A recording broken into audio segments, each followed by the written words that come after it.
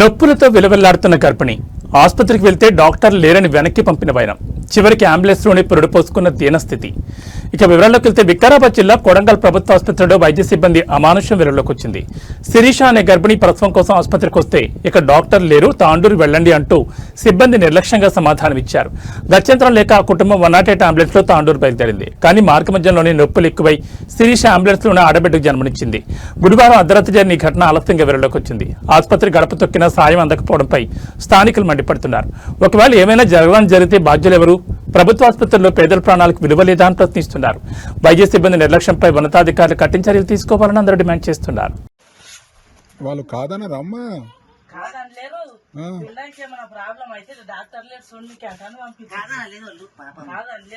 Doctor లేడా?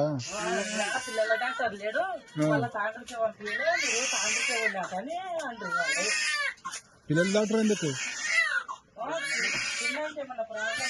అయితే కదా?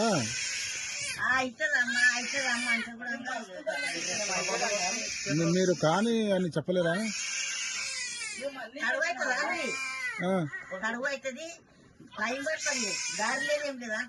దారి లేదా? దారి లేదు.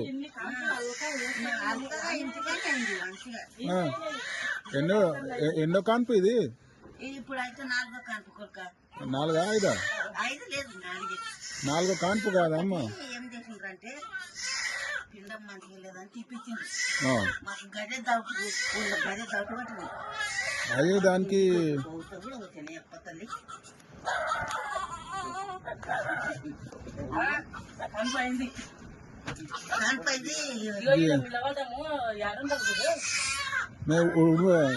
ఈడ ఉండమను, ఉడిమేశ్వరం కూడా ఉండమనమ్మా.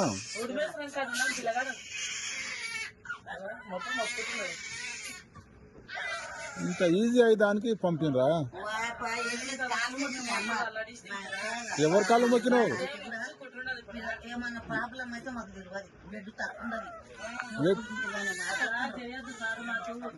కాళ్ళు ఎవరు మొక్కినరమ్మా?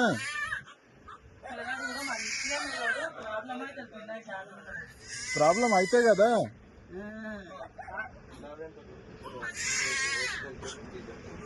చెయ్యండి అని కాళ్ళు మొక్కినరా?